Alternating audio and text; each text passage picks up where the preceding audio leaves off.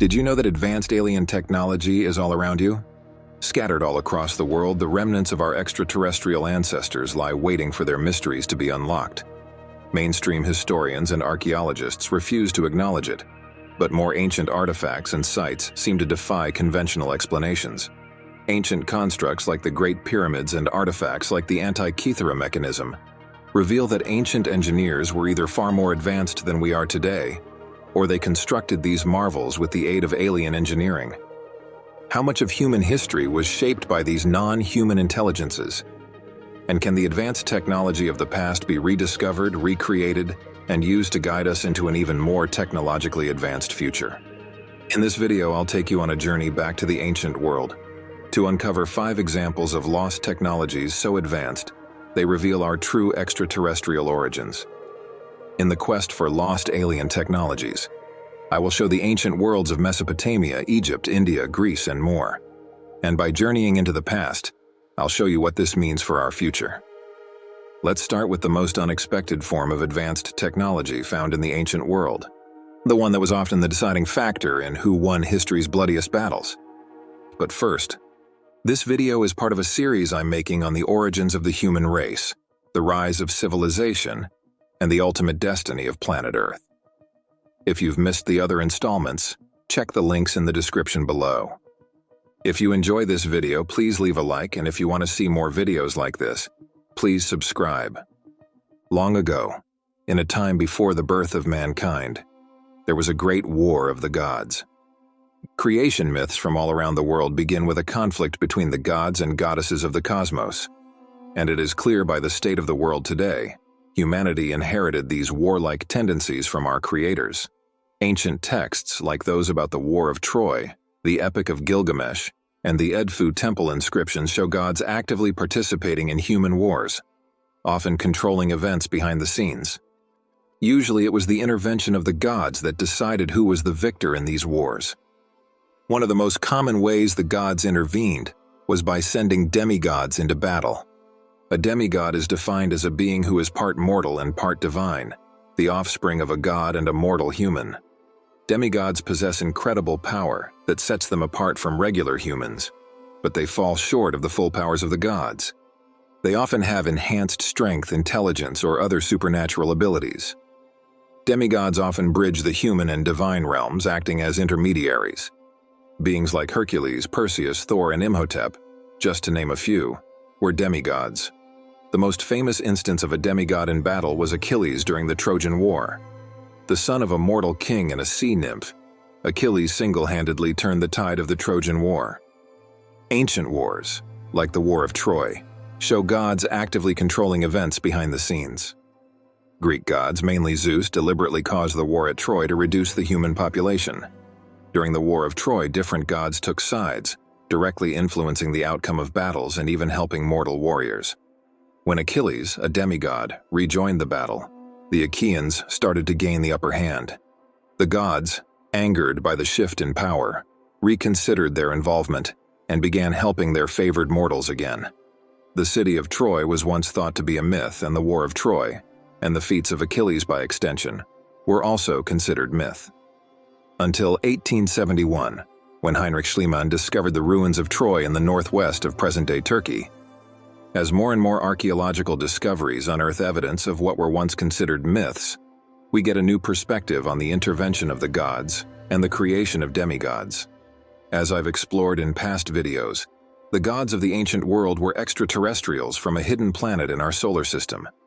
They came to Earth in search of gold, created mankind, and left behind knowledge that shaped civilizations across the globe. If the gods were aliens, then the demigods mentioned throughout history are alien-human hybrids. The half-human children of the alien gods dominated the battlefields of the ancient world and decimated the mortals who stood in their way. But many questions remain. Were the demigods powerful simply because of their otherworldly heritage? Or was there another explanation? To explore this, I'll move on to the next piece of lost alien technology, found in ancient Egypt, in the myth of Osiris. Osiris was the god of the underworld, death, and resurrection in the Egyptian pantheon. He was murdered by his brother Set and then resurrected by his wife, Isis. This story of death and resurrection is common in ancient myths and points to the existence of advanced knowledge of genetic engineering and cloning. Was Osiris brought back to life? Or was a second Osiris made using his DNA? And if the ancient Egyptian gods had access to this sophisticated bioengineering technology, isn't it possible that the demigods we see all across the world were the product of manipulating the genes of alien-human hybrids? The Anunnaki from ancient Sumerian texts were also described as having genetically engineered humans. What if this technology still exists today, hidden from the world to create, in secret, modern-day demigods to control and lead the masses? But demigods and bioengineering weren't the only ways the gods interfered in the affairs of mortals. Around 1800 BC, Babylon rose to power under the rule of Hammurabi. The sixth king of the first Babylonian dynasty, Hammurabi was one of the most influential rulers of ancient Mesopotamia. He is best known for creating the Code of Hammurabi, a 7-foot piece of basalt now residing at the Louvre in Paris, one of the earliest and most complete legal codes in history. Hammurabi's victories in battle were attributed to divine weapons and the guidance of the gods Anu, Enlil, and Marduk. Meanwhile, Assyria proclaimed the god Ashur as their supreme ruler. Assyrian kings claimed to be guided by gods like Ashur in their military campaigns. King Shalmaneser III expanded Assyria's borders with divine guidance and eventually conquered Babylon. The Assyrians credited their successes in battle to powerful divine weapons, described as emitting terrifying brilliance, used to overwhelm their enemies. The divine weapons that emit a terrifying brilliance match the description of advanced laser or directed energy weapons. The weapons were described as delivering instantaneous death upon those who came under their fire. These weapons are similar to the harpoons that discharged lightning bolts used by Horus and Set in their conflicts. But the divine weapons didn't save the Assyrians when they attempted to take Jerusalem. Jerusalem was under the divine protection of Yahweh. According to the Old Testament, during the Assyrian siege of Jerusalem, Yahweh sent an angel to smite 185,000 Assyrian soldiers, forcing the Assyrians to retreat. This shows us that angels were one of the most powerful ancient weapons of all. The inscription at the Temple of Edfu in Egypt describes the war between Horus and Set, where Horus used divine weaponry to defeat his enemies. Horus was instructed by Ra, who was Marduk, to defeat enemies who sought to steal the luminous crown of lordship. Horus flew in a winged disc using an unseen storm to destroy the enemy forces instantly. He was celebrated for his victory, and the winged disc became his emblem. At the Temple of Edfu, Horus trained an army of Mesniu, or metal people, who were armed with weapons made of divine iron. Horus and his forces, with the help of the metal people, engaged the enemy both on land and water, defeating them in various encounters in Upper Egypt. Horus successfully pursued the enemy to the Red Sea and used his divine lance to strike them down. Both Zeus in Greek mythology and Indra in Hindu mythology are known for wielding powerful thunderbolts or lightning weapons.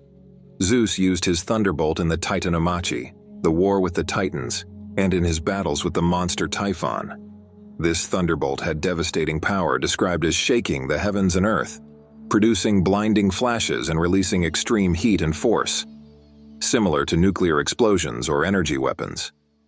The advanced weapons, flying vehicles, and cosmic battles described in mythology record ancient accounts of technologically superior beings who came to Earth, bringing with them not only knowledge but also the means for devastating warfare. But the extraterrestrials did more with their advanced technology than destroy. They also used it to build. And the greatest piece of alien technology is one of the most famous sites on planet Earth, the Great Pyramid of Giza, though thought by mainstream archaeologists to be a tomb, is actually an advanced machine designed to harness acoustical and vibrational energy. The precision of the pyramid's construction and the advanced artifacts found within suggest the use of sophisticated machinery, not copper tools as archaeologists once believed. The pyramid used harmonic resonance to convert the Earth's vibrational energy into microwave radiation, with the King's Chamber as the power center and the Queen's Chamber generating hydrogen as fuel. What did extraterrestrials and ancient Egyptians use all that power for? Some believe that the pyramid supplied power for stargates designed to access other dimensions or communicate across vast distances. The precise alignment of Egyptian pyramids with celestial bodies has often been cited as evidence that these sites were part of a larger, planetary system of communication, possibly connecting Earth to other planets or star systems. These alignments indicate that these structures served a dual purpose as temporal or spatial portals. Can we unlock the ancient power of the Great Pyramid? Are we on the precipice of understanding how these ancient alien technologies worked? And when we do, what will happen to humanity when we have the power to manipulate matter, gravity, and even time itself? Are we civilized enough to use these powers for good? Or will they be used for our self-destruction? And are these technologies still in use today, in secret, by the chosen elite? We'll explore that and more next time. Please leave any theories or insights you have in the comments below, and share what you'd like me to explore in future videos. Until next time, keep your eyes and mind open. Thanks for watching. Because the powers that be want to suppress free thinkers at all costs, they will censor me for exposing the systems of manipulation at work. If you want to stay informed and learn the secret knowledge of all ages, please subscribe to my free weekly newsletter. That way we can keep in touch, even if they try to deplatform me. Thanks again. Please remember this: you are an immortal being. The truths you seek may sometimes reveal darkness, but do not let fear take hold. You have a light within you that cannot be extinguished.